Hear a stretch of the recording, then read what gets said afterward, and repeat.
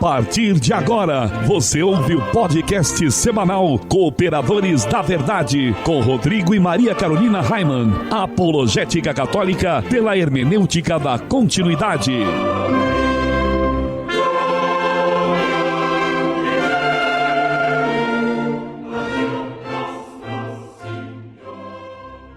Olá, amigo ouvinte, paz e bem, aqui quem vos fala é o professor Raimann e estamos começando mais um podcast semanal Cooperadores da Verdade, apologética católica pela hermenêutica da continuidade.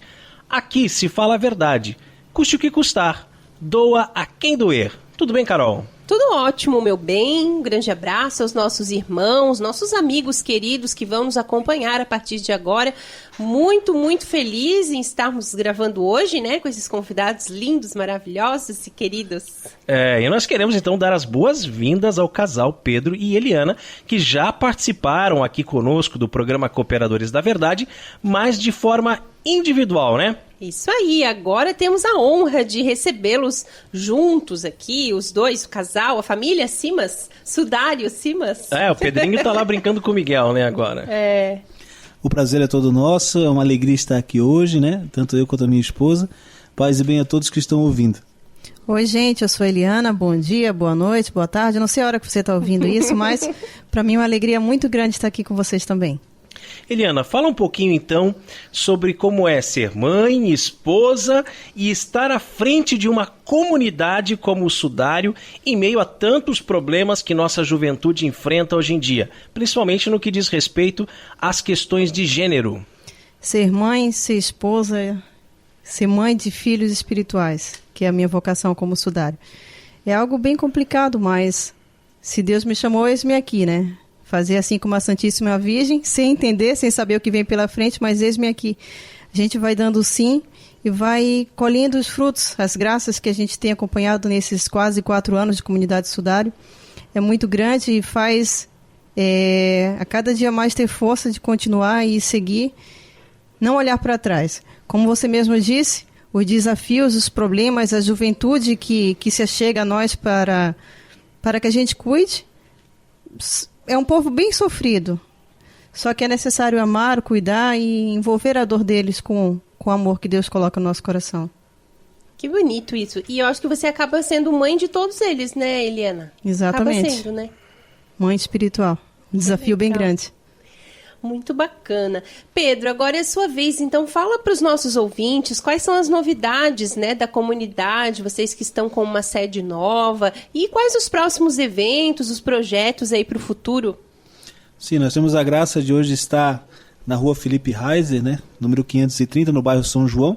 Aqui de Itajaí. Aqui de Itajaí. E nós temos agora os nossos retiros que estão para acontecer daqui a alguns finais de semana, também tanto o retiro voltado para a juventude, também quanto o retiro voltado às mulheres, para falar da questão da forma correta, né, método Billings, como é que a igreja vê essa questão. Isso é muito importante. Né? Eu já fiz minha inscrição. Então nós estamos bem felizes com esses eventos e logo, ano que vem, né, que já está quase aí batendo a porta, teremos novidades também. E nosso momento de oração de hoje, além de todas as intenções que estão em nossos corações, queremos rezar por todas aquelas pessoas que já contribuíram com doações para o nosso apostolado, os nossos apoiadores, né? Por todos os sócios do Clube do Ouvinte, por todas as pessoas que ouvem o nosso programa pela internet ou pelas rádios que nos retransmitem e também por todas aquelas pessoas que ainda certamente irão nos ajudar. Nós estamos reunidos em nome do Pai, do Filho e do Espírito Santo. Amém. Inspirai a Deus as nossas ações e ajudai-nos a realizá-las, para que em vós comece, para vós termine tudo aquilo que fizermos por Cristo Senhor nosso. Amém. Santa Maria, Mãe de Deus, rogai por nós. Pai nosso que estais nos céus, santificado seja o vosso nome. Venha a nós o vosso reino. Seja feita a vossa vontade, assim na terra como no céu. O pão nosso de cada dia nos dai hoje. Perdoai-nos as nossas ofensas, assim como nós perdoamos a quem nos tem ofendido. E não nos deixeis cair em tentação, mas livrai-nos do mal. Amém. Ave Maria, cheia de graça, o Senhor é convosco. Bendita sois vós entre as mulheres, e bendito é o fruto do vosso ventre, Jesus. Santa Maria, Mãe de Deus, rogai por nós, pecadores, agora e na hora de nossa morte. Amém. Glória ao Pai, ao Filho e ao Espírito Santo, como era no princípio, agora e sempre, por todos os séculos dos séculos. Amém. Senhor, fazei de mim um instrumento de vossa paz. Onde houver ódio, que eu leve o amor. Onde houver ofensa, que eu leve o perdão. Onde houver discórdia, que eu leve a união. Onde houver dúvida, que eu leve a fé. Onde houver erro, que eu leve a verdade. Onde houver desespero, que eu leve a esperança. Onde houver tristeza, que eu leve a alegria. Onde houver trevas, que eu leve a luz. Ó Mestre, fazei que eu procure mais. Consolar, que ser consolado. Compreender, que ser compreendido. Amar, que ser amado. Pois é dando que se recebe. É perdoando, que se é perdoado. E é morrendo que se vive para a vida eterna. Amém. E continuamos reunidos em nome do Pai, do Filho e do Espírito Santo. Amém. Cooperadores da Verdade é um podcast semanal que você pode ouvir em nossa página no Facebook ou ainda no nosso site. Acesse cooperadoresdaverdade.com. O programa é apresentado por mim e por minha esposa Maria Carolina e esporadicamente contamos com a participação de ilustres cooperadores da verdade. Hoje, no caso, os nossos queridos amigos Pedro e Eliana. E nós queremos lembrar que este programa é transmitido atualmente por 11 rádios. E hoje o abraço especial vai para a Rádio Coração de Mãe de Recife, Pernambuco. Abraço ao amigo Xande e todos os ouvintes da Rádio Coração de Mãe. Sempre cabe mais um. E se você também tem uma rádio e deseja transmitir nosso programa, nem precisa pedir autorização, pois o nosso objetivo é evangelizar e quanto mais pessoas forem alcançadas, melhor. E nós também estamos nas principais redes sociais, não é mesmo, Eliana? É isso mesmo, e é muito fácil de nos encontrar. Basta procurar por Os Cooperadores no Twitter, no Instagram, no SoundCloud, no Facebook, enfim. E em nossa página no Twitter, você pode deixar a sua sugestão ou crítica e o seu pedido de oração. Mas se preferir, também pode mandar um e-mail, né, Carol? Claro que pode. O endereço é contato@cooperadoresdaverdade.com. E nós sempre respondemos todo mundo, viu? E o programa também está disponível nas principais plataformas de podcasts no iOS, para quem usa os telefones da Apple, mas também Android, Windows Phone e essas tecnologias iradas todas aí. É, graças ao Peter que manja dos paranauês. Tecnologia iraiadas, como é que é essa palavra? Não consegui entender. É que há muitas tecnologias hoje em dia, tá entendeu? Bem. Mas sabe, com o objetivo... Um menino falou lá no Facebook, tinha feito uma playlist dos nossos programas, entendeu? Tipo, eu não sei como faz essas coisas, tem os telefones que fazem é uma tecnologia arada. É. E com o objetivo de adquirirmos equipamentos novos, mas mais especificamente no momento, estamos fazendo uma vaquinha para comprarmos um notebook novo. Porque o notebook que ele é utilizado para a gravação do programa, ele tem mais de 10 anos de uso. Então ele trava constantemente, ele esquenta demais. Já aconteceu da gente gravar o programa e perder tudo, ter que gravar tudo de novo. Né? Para edição ele é muito lento, então a gente está precisando comprar um notebook novo. Então a gente fez essa vaquinha, você acessa o nosso site, cooperadoresdaverdade.com, lá tem o link da vaquinha. Aí você, entrando lá na vaquinha, pode contribuir conosco com cartão de crédito ou boleto bancário. E agora também já é possível ser sócio do Clube do Ouvinte. Basta entrar no site apoia.se/oscooperadores. E ao se tornar um sócio, além de ajudar com essa obra de evangelização, tem várias recompensas, muito bacana. Apoiando os Cooperadores da Verdade com R$5 por mês, você participa de um grupo exclusivo no WhatsApp. Com R$15, além do grupo no WhatsApp, você ainda recebe uma newsletter semanal. Mensal. Mensal. E apoiando os Cooperadores da Verdade com R$20 por mês, além do grupo no WhatsApp e a newsletter mensal, você tem um programa especial extra todos os meses, já pensou? E a partir de R$30 por mês, além disso tudo, você ainda concorre a sorteios de brindes incríveis. Não fique de fora dessa, seja um sócio evangelizador e apoie a nossa obra. apoia.se/oscooperadores. E no quadro A Vida dos Santos, nós estamos estudando a vida dos papas que foram canonizados. São os santos papas. Nós temos o costume de chamar o papa de Santo Padre, não é mesmo? Mas isso não significa que ele já seja santo. Na história da igreja, já tivemos 265 papas. Francisco é o papa do número 266, mas nem metade deles foi considerado santo. Aliás, alguns muito pelo contrário, né? E no último programa nós falamos de Santo Euletério.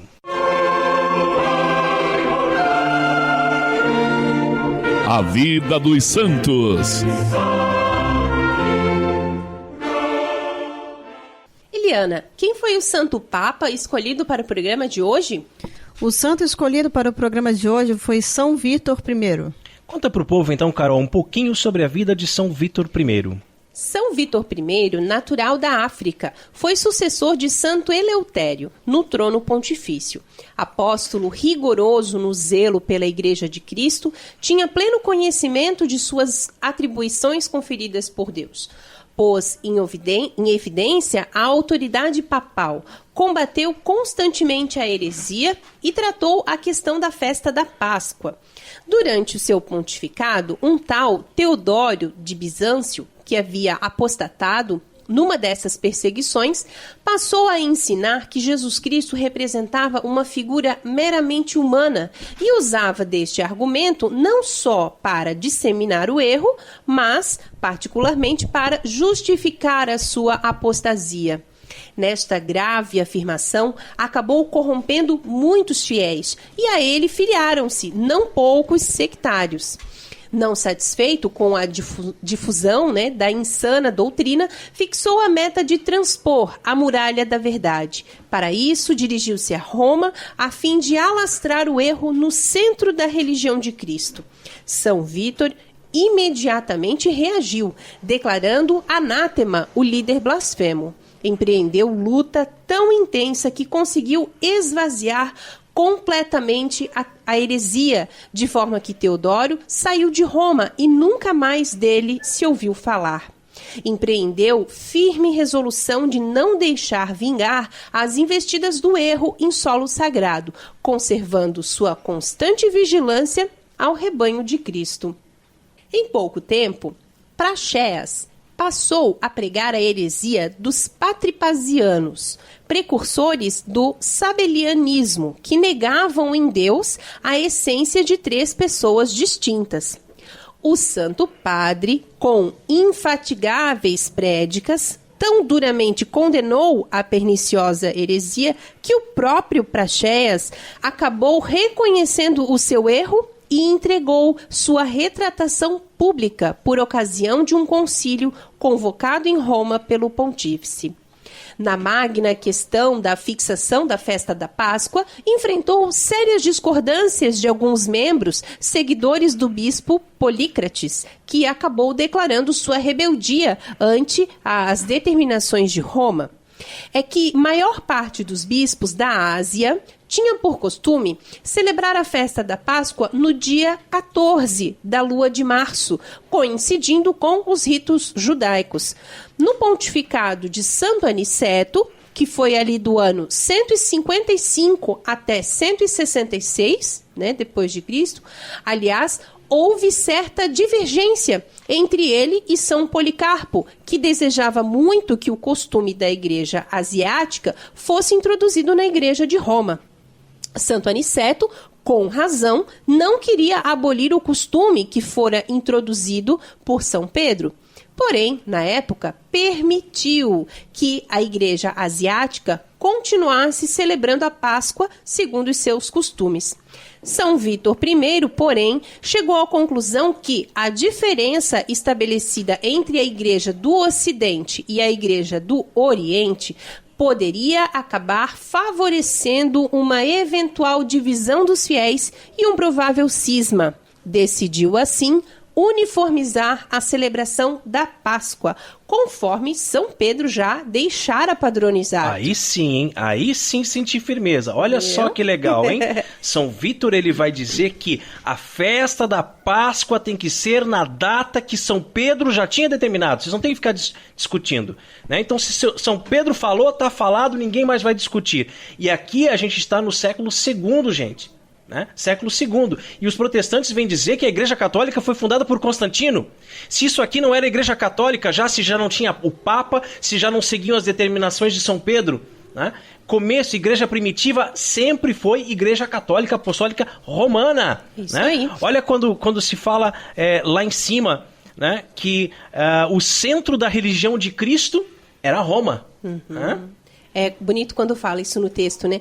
E aí a gente vê também esse esforço de São Vítor, né? Hoje santo já, claro, mas do Papa Vítor I, em tornar, na verdade, lembrar aos nossos irmãos lá na Ásia, em toda a igreja do Oriente, que a igreja é una, né? Sim. É una. Una, santa, católica e apostólica. Né? Então, assim determinou que todas as igrejas do mundo inteiro se ajuntassem neste particular com a igreja de Roma. Ou seja, ele decretou que em nenhuma parte fosse celebrada a Páscoa no dia 14, né, do equinócio vernal, mas no primeiro domingo subsequente à primeira lua cheia de 14 de Nisan, que é o calendário judaico.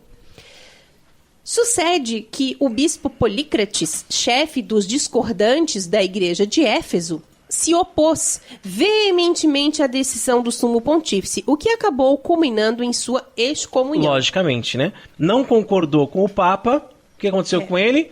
Foi excomungado. Vê se tem alguém comemorando hoje a excomunhão desse bispo. Vamos comemorar 1000 e não sei quantos anos da excomunhão de Polícrates. Não. Agora, a excomunhão de Lutero estavam comemorando agora 500 anos da Reforma, né? O cara vai contra o Papa, contra a igreja, faz 95 teses contra a igreja, é excomungado e quer fazer festa, né? Bom, voltando então à história, né, do bispo Polícrates, foi um fato isolado, né, já que todas as igrejas que receberam e acataram a determinação papal, né, que seria renovada quase 3 décadas depois por ocasião do Concílio de Nicéia. Então também voltou-se a falar disso, né? 3 décadas depois ainda estavam falando sobre isso. Após ter governado a igreja por um período de 10 anos, recebeu a glória do martírio, assim como todos os outros, né? Todos os outros papas dessa época. Era ser eleito papa e ser condenado à morte, já né? Era uma condenação. A perseguição era muito forte, né? Então ele recebeu a glória do martírio em 28 de julho do ano de 199, sob o governo do imperador Septímio Severo. São Vítor I, rogai por nós. Nós somos os Cooperadores da Verdade e se você deseja ouvir os episódios mais antigos, inclusive os episódios da nossa primeira temporada, acesse o nosso site cooperadoresdaverdade.com. Pedro, você sabe qual é o conselho do Padre Pio para nós no programa de hoje? Enquanto houver medo de ser fiel a Deus, você não será infiel. Deve-se ter medo, no entanto, quando o medo acaba. Orando com Padre Pio. O medo é uma sensação que proporciona um estado de alerta, demonstrado pelo receio de fazer alguma coisa, geralmente por se sentir ameaçado tanto fisicamente quanto psicologicamente. É uma reação em cadeia no cérebro que tem início com o estímulo de estresse e termina com a liberação de compostos químicos que causam aumento da frequência cardíaca, aceleração na respiração e energização dos músculos. Muitas pessoas condenam o medo como algo ruim. Dizem que não devemos ter medo e devemos enfrentar nossos medos. Mas o medo algumas vezes é até considerado saudável, porque nos faz agir com cautela e isso traz para nós mais segurança. Eu atuei em um curta-metragem, vocês não sabiam que eu sou ator, né? Chamado John Smith, O Homem Sem Medo. Dá para encontrar lá no YouTube, né? Ainda tá? Ainda tá lá. Digita lá, John Smith, O Homem Sem Medo, você vai encontrar. E eu fiz o papel do John Smith. O curta ele tem aproximadamente 5 minutos. E fala de um homem, no caso, o John Smith, que teria nascido com um defeito no cérebro. E por isso não tinha medo de nada. Quantas vezes ouvimos certos machões dizerem: eu não tenho medo de nada, não é mesmo? Mas no curta, percebemos que não ter medo de nada causou uma série de problemas para o John Smith, que por não sentir medo, constantemente colocou a sua vida em risco. Mas o que Padre Pio quer nos dizer com medo de ser fiel a Deus? É o temor de Deus? Não significa ter medo de Deus, como se ele fosse um tirano que vai puni-lo a todo instante por qualquer deslize que você cometer. Mas temer a Deus é ter medo de ofender a Deus. Quando amamos uma pessoa, não queremos ofendê-la, né? E Deus é uma pessoa. Deus não é uma coisa. Se você ama o seu filho, que tem apenas 8 anos de idade, você não quer ofendê-lo. Você teme que isso aconteça, né? Você tem medo de ofender o seu filho, mas não porque ele vai te bater, né? Isso não faz sentido. Você teme ofendê-lo porque não quer magoá-lo, porque não quer feri-lo, né? Você tem medo de decepcionar as pessoas. Você teme que isso aconteça, né? Você não quer decepcionar a sua esposa, o seu marido, não porque ele vai abandoná-lo, né? Ela vai te abandonar. Mas porque você não quer machucar a pessoa que você ama. Você não quer que ela se entristeça.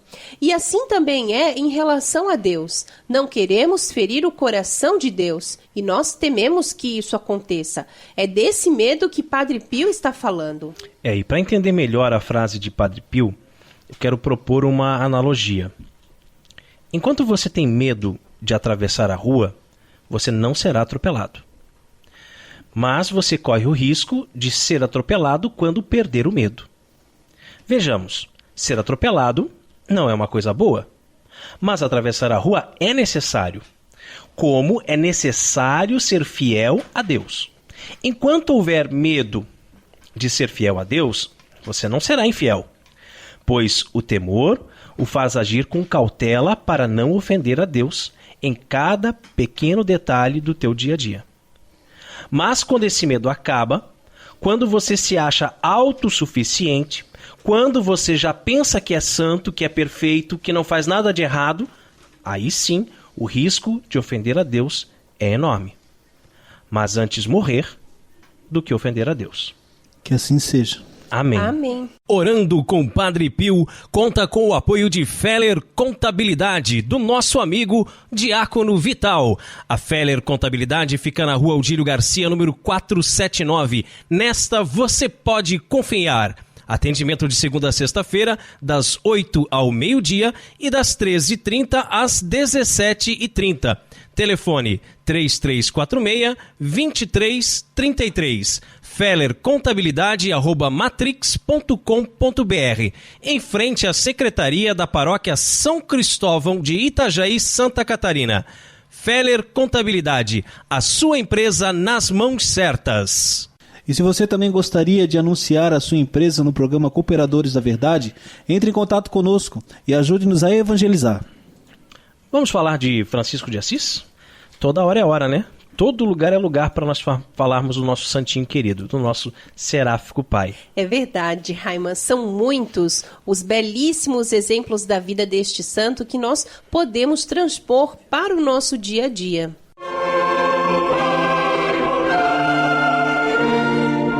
Fontes Franciscanas. Deus sonhou no início da criação com a harmonia entre o homem e a natureza. Deus criou todas as coisas e viu que era bom. Ao criar o homem e a mulher à sua imagem e semelhança, viu que era muito bom. Deus fez tudo e fez para nós, porque nos ama. Todas as coisas criadas obedecem ao seu Criador, com exceção do homem que é teimoso, orgulhoso e arrogante. É para falar do Lutero agora? Não. Não, agora é outro tema. Mas Deus submeteu toda a criação ao homem e dessa forma temos controle sobre toda a natureza, sobre tudo aquilo que por Deus foi criado. Claro que devemos respeitar os limites da natureza e não explorá-la, mas podemos usar as matérias-primas extraídas da natureza e transformá-las em produtos para nossa própria satisfação e felicidade. O que acontece é que muitos veem o meio ambiente apenas como um recurso e esquecem que ele é a nossa casa, e o Papa Francisco chama de a casa comum, né? Portanto, arraigados no consumismo, poluem o planeta, desmatam as florestas, exploram os minérios, maltratam os animais, criando assim um desequilíbrio entre o homem e o planeta. Afinal, também fazemos parte da criação. Quando aprendemos a conviver respeitosamente com as criaturas, todas, consumindo apenas o necessário para a nossa subsistência, somos capazes de harmonicamente exercer o papel de filhos de Deus e irmãos de toda criatura, como Francisco de Assis. São Francisco amava todas as criaturas e estas correspondiam ao seu amor. Os animais dificilmente atacam o homem, mas se defendem. E mesmo os animais selvagens e ferozes podem ser dominados, como no episódio de São Francisco e o lobo engúbio, porque Deus deu a nós o direito sobre todas as criaturas.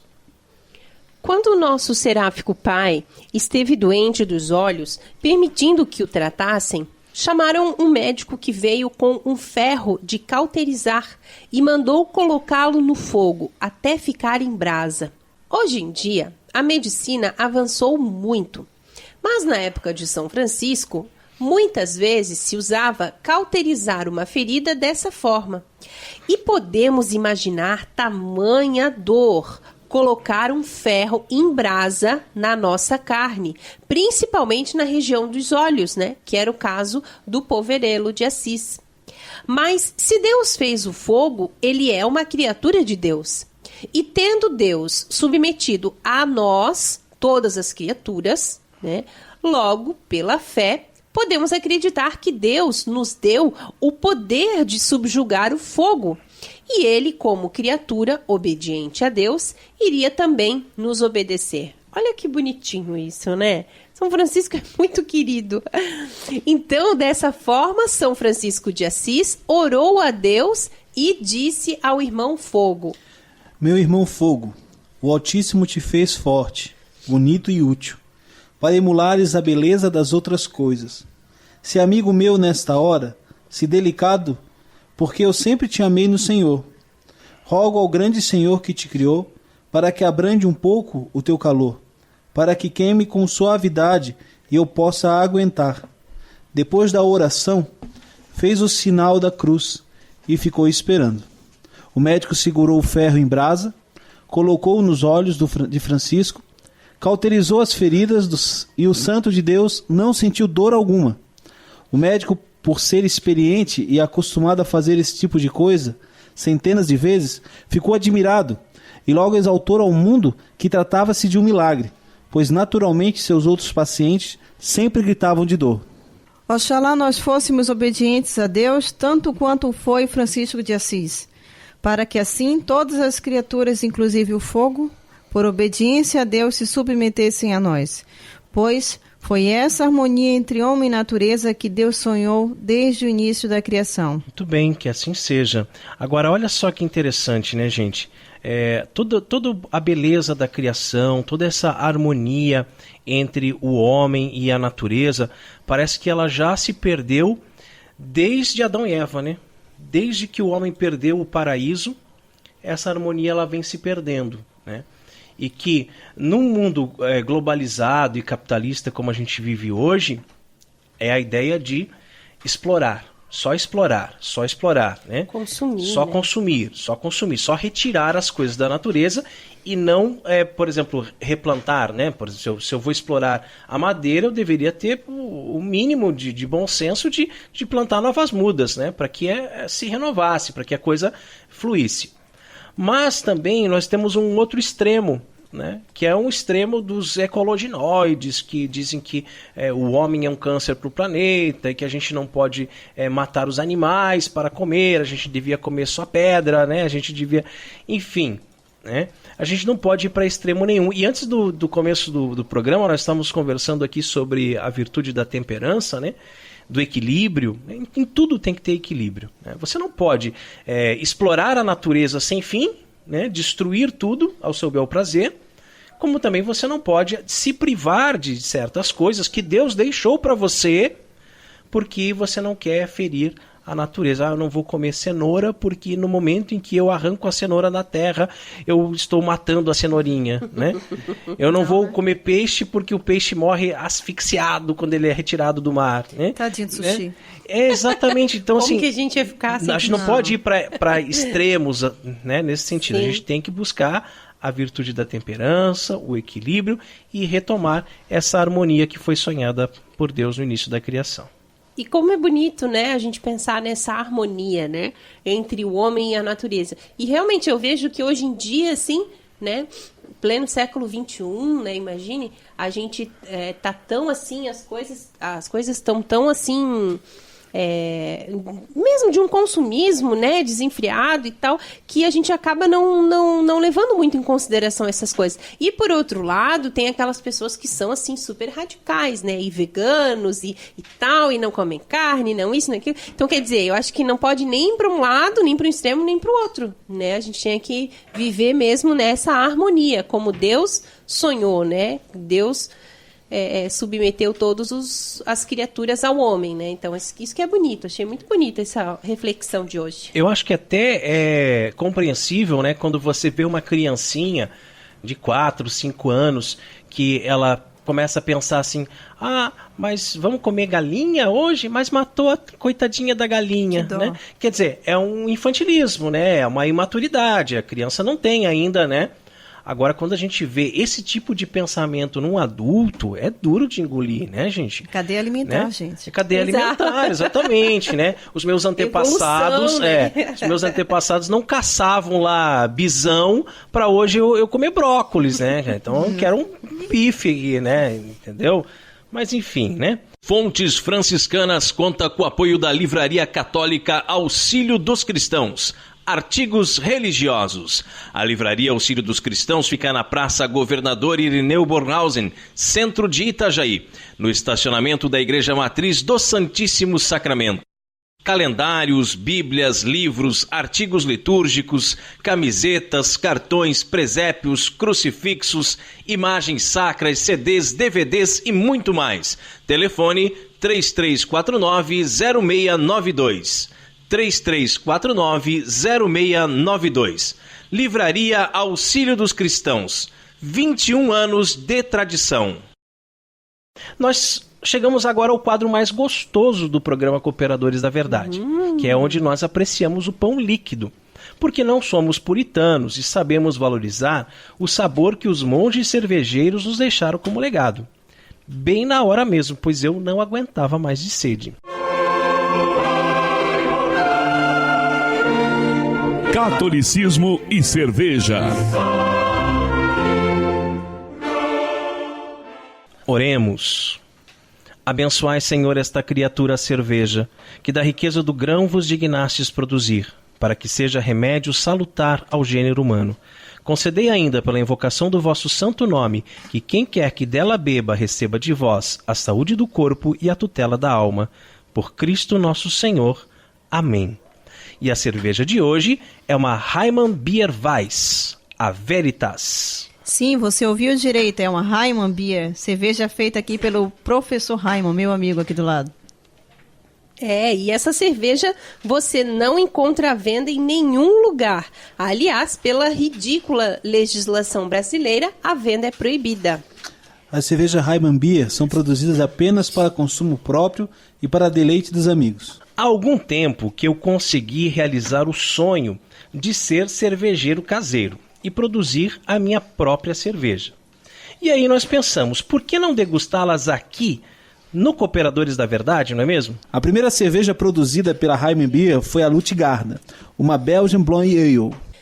Dessa não tem mais, né? Nós já bebemos tudo. Aliás, ficou deliciosa, mas eram apenas 20 litros, né? Não deu pra nada. A segunda foi a Jerusalém, uma IPA maravilhosa, bem lupulada. Essa foi feita 40 litros e já foi degustada neste quadro. E a Penny Lane, que também já foi degustada aqui, foi a terceira cerveja que nós produzimos. Depois veio a Veritas, que vamos degustar hoje. As cervejas de trigo, conhecidas também como Weissbier, Weizenbier ou Hefeweizen, já muito difundidas entre os apreciadores veteranos, né, são a porta de entrada para os novos consumidores de cervejas artesanais, né? Geralmente, quem começa a degustar cervejas artesanais começa com uma Weizen. Caracterizam-se pela utilização do grão do trigo nas receitas, né, pelo baixo índice de amargor e por ser um tipo de cerveja tipicamente refrescante, propícia para os meses de calor. Raiman, explica para nós por que o nome Veritas. É bem fácil de entender, né? Veritas é verdade em latim. Quando Jesus está sendo interrogado, né, por Pilatos, e Pilatos vai perguntar o que é a verdade. Qui est veritas? Né? O que é a verdade? Então, verdade, cerveja de trigo, trigo pão, Jesus é verdade, ele é o pão vivo que desceu do céu. Tá explicado. Isso aí, boa sacada, hein? Então, o tipo é uma Weizenbier, é uma da família Ale. A graduação alcoólica dela é apenas 4,8%. Ela foi utilizada 2 tipos de malte, né? O malte de cevada e o malte de trigo. Temperatura ideal para consumo é entre 3 e 6 graus.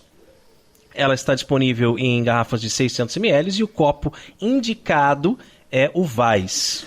Harmoniza perfeitamente com peixes, frutos do mar, pratos apimentados e petiscos picantes.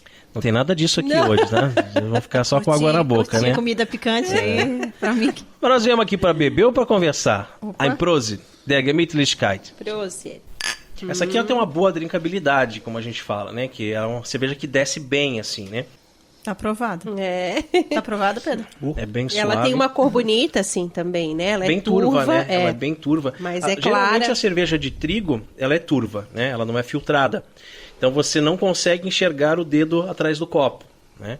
Já a cerveja Pilsen, que é a mais comum aqui no Brasil, ela é bem clarinha, bem cristalina. Você vê ela transparente, né? Essa turbidez dela se dá por causa do trigo mesmo, né? E eu acho, assim, essa cerveja que o Raiman faz, a Raiman Beer, ela é encorpada, né? Porque você não sente um gosto forte, amargo, mas você sente que ela tem um corpo, assim, né? Você sente ela é presente, né? Então não é assim aquelas... Excelente. Muito boa, eu gostei muito. Agora nós estamos Nós aqui bebemos já tudo com... já, acabou essa aqui. É a última. Tava ali guardadinha no fundo da geladeira só para este momento. E se você produz cervejas artesanais e gostaria de ter a sua cerveja degustada aqui no programa Cooperadores da Verdade, entre em contato conosco. Catolicismo e Cerveja conta com o apoio da Beer House Cervejas Especiais, empório especializado em cervejas nacionais e importadas, com agradável espaço para degustação e inúmeras opções para presentes. Produtos para harmonização, copos, taças, kits e cestas e, é claro, muita cerveja. Aberto ao público de segunda a sexta, das 15 às 23 horas e aos sábados, das 10 às 22 horas.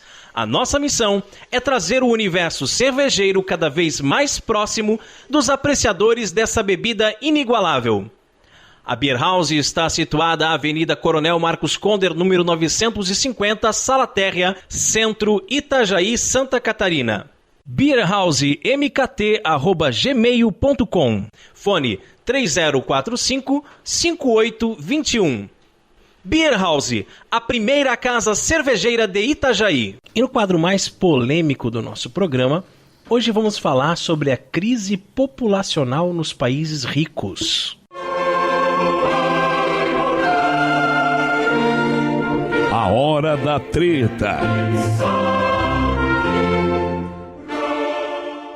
A prova de que mentiram pra você. Influenciada pela tia Teteca da escolinha e pela TV, eu cresci achando que o fato de nos países mais ricos a taxa de nascimentos ser baixa era uma das principais causas de sua prosperidade. Ou seja, muitos bebês seriam não uma bênção, como a Bíblia nos ensina, mas sim sinônimo de atraso e pobreza para as famílias e para a nação.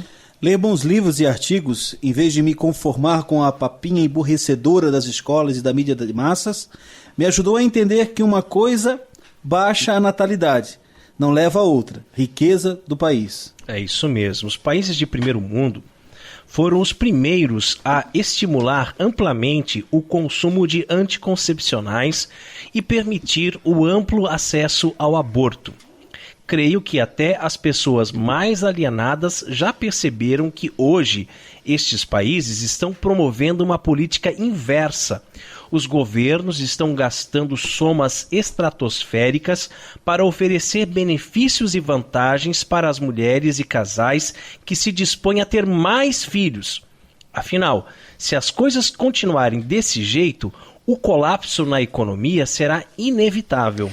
O governo da Coreia do Sul gastou cerca de 70 bilhões de dólares na última década na tentativa de aumentar a taxa de natalidade do país. O investimento envolve ajuda financeira por cada criança nascida, aumento da licença paternidade e maternidade e o pagamento de tratamentos de infertilidade, inclusive até fertilização in vitro. E em 2015, o governo da Dinamarca apelou. Lançou um vídeo na TV estimulando as senhoras a incentivarem seus filhos adultos a viajarem para lugares mais quentes, que são mais favoráveis para despertar o interesse sexual. No vídeo da campanha, as velhinhas tristes e solitárias estão praticamente implorando que seus filhos façam sexo e lhes deem netos. A Alemanha está recebendo milhões de imigrantes muçulmanos com uma cultura incompatível com a sua, de braços abertos.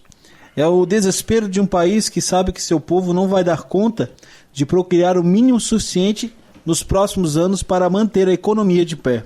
E sobre isso nós já falamos aqui num outro programa, sobre essa questão da taxa de natalidade da Europa, que é baixíssima, né?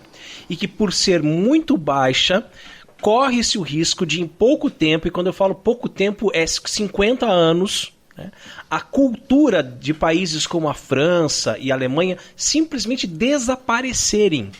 Porque eles não têm mais filhos, tem uma taxa baixíssima, uma taxa de 1 filho por casal, né, enquanto está vindo imigrantes muçulmanos, que tem em média ali de 8 a 13 filhos por casal. De repente, daqui a pouco, a Europa vai estar islamizada, né? Nós teremos não mais cristãos na Europa, mas muçulmanos, que estão trazendo uma cultura totalmente diferente, né? E que vai mudar completamente o cenário da Europa que a gente conhece. Mas por que eles não combatem isso? Não combatem justamente porque questões econômicas, né? Por questões econômicas, que para eles, por mais que a cultura seja incompatível com a sua, eles estão de portas abertas, porque pelo menos está tendo gente, né, na Europa. Já que eles entraram numa mentalidade de não ter mais filhos, né, e essa mentalidade foi colocada aí pelos Rockefeller, né, por Jorge Soros, Companhia Limitada, essa turma toda de abortistas, né, que quiseram controlar a taxa de natalidade no mundo, porque não basta ser rico, é preciso ter poder, né, e para ter poder você tem que decidir quem é que nasce e quem é que morre, né, e eles sempre vieram com essa questão de que temos que ter um controle populacional, temos que controlar a população, temos que controlar a natalidade. É por isso, né, é sexo livre, porém, né, com camisinha, com anticoncepcionais, assim engravidar tem a pílula do dia seguinte, se a pílula do dia seguinte não der conta, tem o aborto, né, tem que ter tudo liberado. Né? É a questão do pão e circo lá de Roma. Cultura, né, da morte, né? Que vamos dar pão e circo para o povo, que daí eles vão ficar felizes da vida. Só que a diferença é que é só circo, não tem pão. Né? Só circo. Então eles pegam as pessoas pelo ponto mais fraco do ser humano, que é o sexo. Né? Então o sexo está liberado. Vocês podem transar com todo mundo, homem e mulher, mulher com mulher, homem com homem, com animais, com crianças, né? Porque pedofilia também está no meio do caminho aí para ser legalizado. Né? Só não pode ter filho. Então aí usa anticoncepcional, aí usa camisinha, aí tem o aborto liberado. Né? E agora eles estão começando a sentir os efeitos disso, né? Porque não nasce mais ninguém, né? Não nasce mais ninguém. E às vezes a gente lê discussões assim nas redes sociais, por exemplo, um casal, entre aspas, né? Vamos colocar bastante aspas, é homossexual, porque não é um casal, né? É um par, né? Não é um casal. O casal tem que ser homem e mulher, macho e fêmea, né? Deus assim os criou, é um casal. Senão é 2 parafusos ou 2 porcas. Não tem encaixe, não dá certo, né?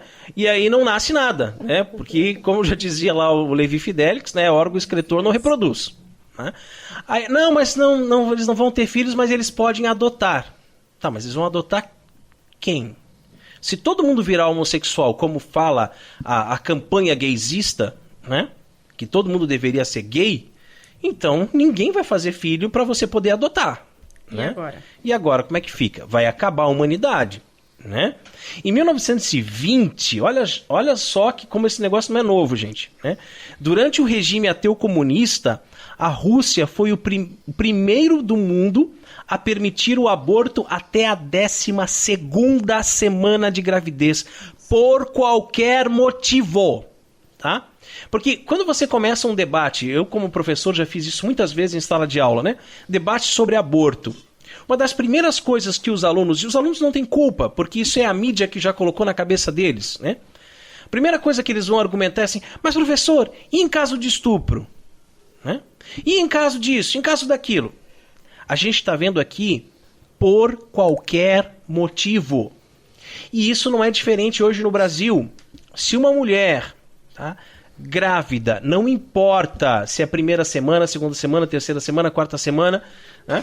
Se ela não quer ter o filho, ela vai no SUS, tá? De graça, ela quer fazer um aborto, se ela alegar, ela disser assim, eu fui estuprada, não vai ter exame de corpo de delito. Ela não tem que provar que ela foi estuprada, só a palavra dela basta, e eles vão fazer o aborto de graça. Né? Então nós chegamos num ponto em que a vida não vale mais nada. Né? A vida do ser humano, porque estão aí fazendo campanhas para salvem as tartarugas, né? Mas o ser humano, né, o embrião humano não tem valor, né? Então qualquer motivo. Hoje, essa mesma Rússia, esse mesmo país vive uma crise populacional e tem o maior número de abortos por mulher em idade fértil no mundo. Mas em nenhum lugar a crise demográfica parece ser tão crítica quanto no Japão. A 3ª maior economia do mundo, né? Um dos países mais desenvolvidos do mundo. No país em que boa parte das pessoas cumpre uma jornada de 11 a 16 horas de trabalho por dia, né? As pessoas vivem exaustas e não encontram tempo e nem disposição para se dedicar ao namoro, ao matrimônio e aos filhos. Né? E as vendas de fraldas para adultos já superam as vendas de fraldas para bebês. Mary Brinton, socióloga da Harvard, explica a situação no Japão. O envelhecimento da população significará maiores custos para o governo, a escassez de fundos de previdência social, a escassez de pessoas para cuidar dos idosos, o lento crescimento econômico e a escassez de jovens trabalhadores. Isso é uma coisa bem óbvia, né, gente? Bem óbvia, porque se não nascem mais crianças, em poucos anos não vai ter aquela força jovem de trabalho. Como é que funciona a previdência social? Né? Eu quero me aposentar, quando eu tiver 65 anos eu vou me aposentar. Mas esse dinheiro vai vir da onde? Vem da força dos contribuintes. Então tem que ter jovens na força de trabalho para que tenha dinheiro para poder pagar esses aposentados. Agora, se não nascem mais crianças, a população está envelhecida, como diz aqui o texto, né? mais fralda geriátrica do que fralda para bebê sendo vendida. Então tem mais velho do que gente nascendo. Né? O país vai quebrar, né? A Previdência Social vai quebrar. Os países mais ricos estão dando marcha ré em sua política antinatalista. E quanto aos casais católicos? Vão se abrir para a palavra de Deus e para a voz da igreja, que pede uma família numerosa?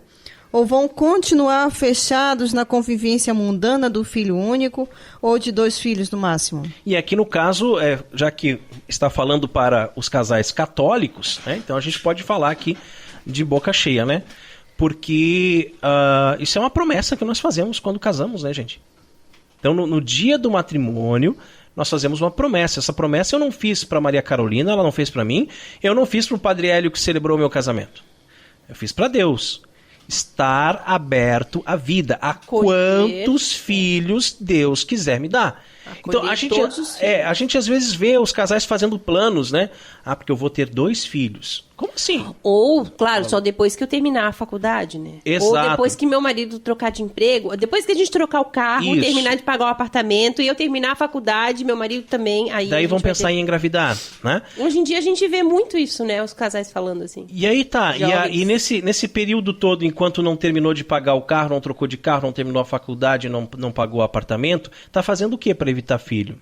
Tá usando os métodos naturais que a igreja propõe ou métodos artificiais que a igreja condena, né? E aí é muito fácil você ser um católico de conveniência. Ah, é só aquilo que me convém. Ah, essa parte da Bíblia aqui eu sigo, mas essa outra aqui não. Até essa página do catecismo aqui eu consigo concordar, mas essa aqui eu não obedeço. Católico pela metade. Pela metade, né? Então, ou você é, ou você não é, né? Então, se a gente fez uma promessa de acolher todos os filhos que Deus nos der, quiser nos dar, então nós temos que estar abertos à vida, né? E é muito, muito importante isso, que os casais, né, católicos, e até os que não são casais ainda, né, que são solteiros, mas que possam já ter essa mentalidade, né, já ter isso em mente. A promessa que nós fizemos foi para Deus, tá? Para acolher os filhos que Deus quiser nos dar. A igreja, ela recomenda e ela apoia o uso do método Billings, por exemplo, para planejar a vida do casal. É um planejamento. Porém, né, deixa eu só concluir. Tá, conclua. Porém, na verdade, o casal ele pode, né, digamos assim, espaçar um filho e outro por motivos justos. Não, é exatamente isso que eu ia falar. Justos. Você terminar de pagar o apartamento não é um motivo justo, né? Saúde, você querer né? trocar, exato, você querer trocar de carro não é um motivo. O motivo justo é a saúde da mulher, ou, né, seriam motivos justos. Então, assim, o que muitos católicos não sabem é que estão vivendo em pecado grave. Pecado grave, gente. Isso morre e vai pro inferno. Isso, né, é uma coisa não assim... tem meio termo. Não tem, né? Tem. Então, assim, e por quê? Porque hoje em dia não se fala mais nisso. Os padres não falam mais de catecismo, as catequistas nem sabem o que é catecismo, não Dentro sabem da própria que existe. igreja, Exato. não existe Exato. o curso, Não se fala. né, E aí o casal jovem casa e tá tomando anticoncepcional e continua tomando anticoncepcional, né? Que é uma prática condenada. Então, é muito delicada essa situação. O né? que eu ia dizer, nem preciso dizer, porque daí você já falou, né? É justamente isso, essa questão de o espaçamento pode acontecer, né? Mas por um motivo justo. Existe método natural, como o método Billings, mas para ser aplicado por um motivo justo. Do contrário, você tem que estar o tempo pode todo... ser uma camisinha católica. tem que estar o tempo Exato. todo aberto à vida, né? Para que a vida aconteça, né? Para que realmente Deus nos dê muitos filhos, que nós possamos dar filhos para Deus, né? Porque a nossa missão é povoar o céu. Né? De Paulo Ricardo fala muito isso, É povoar o céu. Então, gente, falta, como a Carol falou, uma boa de uma catequese, uma homilia bem feita, de repente, na missa. Disponibilizar o conhecimento sobre isso. o método, né? Sim. Exato. É difícil ter, E assim, ter esse acesso. uma entrevista, gente, com o casal, antes do casamento, né? Fez o cursinho de noivos? Tá, lá no cursinho não falaram nada. Mas então, antes do casamento, que o padre chamasse os dois e conversassem. Disse assim, olha, e o que vocês estão pensando em relação aos filhos? Ah, padre, eu estou pensando em ter um filho só. Nem vou fazer o casamento de vocês. Pode embora daqui. Nem vou fazer. Esse negócio de ter um filho só, 2 filhos, não é vocês que determinam, né? Então, assim, vou colocar aqui o nosso caso, né? A gente, desde que casou, está aberto à vida. Nós também. Né? Não temos filhos ainda. Não temos. Mas isso não é a nossa vontade, é a vontade de Deus. Nós temos que saber também acolher essa vontade de Deus. Porque pode ser que a gente passe 10 anos, 20 anos, 30 e não tenha filhos. Né? E a Carol saia do seu período fértil, né? E como é que se fala? Menopausa, né? E tudo mais. E a gente não tenha filhos. E a gente tem que acolher isso também como vontade de Deus. Né? Mas a gente está aberto à vida desde o primeiro momento. Né? E nós queremos agradecer ao site O Catequista por mais esta belíssima reflexão. Muito obrigada pelo importante papel que vocês vêm desenvolvendo na internet. E rezemos a Virgem que nos proteja, nos guie e cuide do nosso apostolado. Ó Maria Virgem Imaculada, saudamos-te e invocamos-te com as palavras do anjo. Cheia de graça, o nome mais bonito com o qual o próprio Deus te chamou desde a eternidade. Cheia de graça és tu, Maria, repleta do amor divino desde o primeiro momento da tua existência, providencialmente predestinada para ser a mãe do Redentor e intimamente associada a ele no mistério da salvação. Na tua Imaculada Conceição, resplandece a vocação dos discípulos de Cristo, chamados a tornar-se, com a sua graça, santos e imaculados no amor. Em ti brilha a dignidade de cada ser humano, que é sempre precioso aos olhos do Criador. Quem para ti dirige o olhar, ó Mãe toda santa, não perde a serenidade, por muito difíceis que sejam as provas da vida. Mesmo se é triste a experiência do pecado, que deturpa a dignidade dos filhos de Deus, quem a ti recorre, redescobre a beleza da verdade e do amor, e reencontra o caminho que conduz à casa do Pai. Cheia de graça és tu, Maria, que aceitando com o teu sim os projetos do Criador, nos abristes o caminho da salvação. Na tua escola, ensina-nos a pronunciar também nós o nosso sim à vontade do Senhor, um sim que se une ao teu sim, sem reservas e sem sombras, do qual o Pai Celeste quis precisar para gerar o homem novo, Cristo, único Salvador do mundo e da história. Dai-nos a coragem de dizer não aos enganos do poder, do dinheiro, do prazer, aos lucros desonestos, à corrupção, à hipocrisia, ao egoísmo e à violência. Não ao maligno, príncipe enganador deste mundo. Sim, a Cristo que destrói o poder do mal com a onipotência do amor. Nós sabemos que só corações convertidos ao amor, que é de Deus, podem construir um futuro para todos. Cheia de graça és tu, Maria, o teu nome é para todas as gerações penhor de esperança certa. A esta fonte, à nascente do teu coração imaculado, voltamos mais uma vez peregrinos, confiantes para aurir fé e conforto, alegria e amor, segurança e paz. Virgem cheia de graça, mostra-te terna e solícita aos habitantes desta tua cidade, para que o autêntico espírito evangélico anime e oriente os seus comportamentos.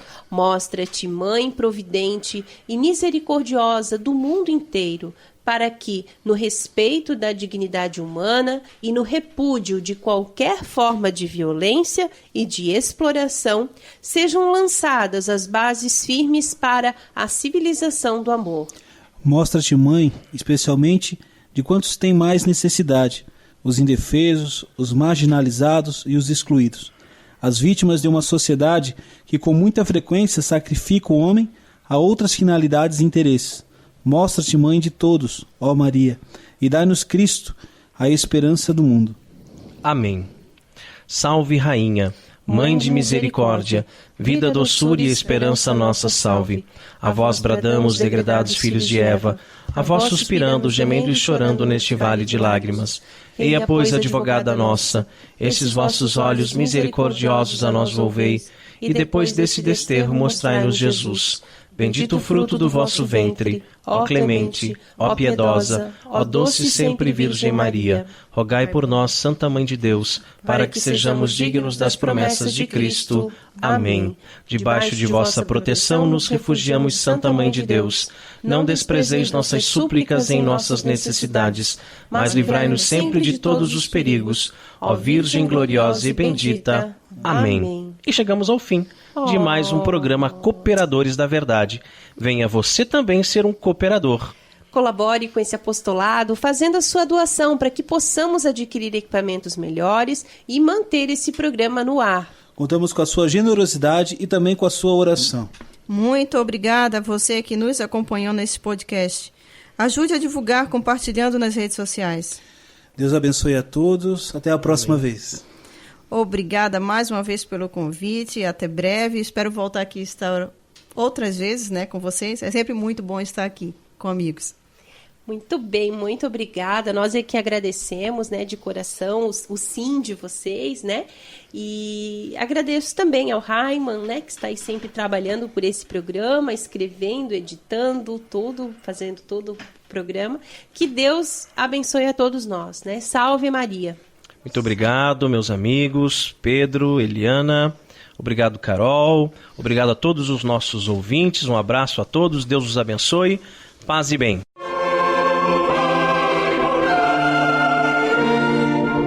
Você ouviu Cooperadores da Verdade, com Rodrigo e Maria Carolina Raimann. Apologética católica pela hermenêutica da continuidade.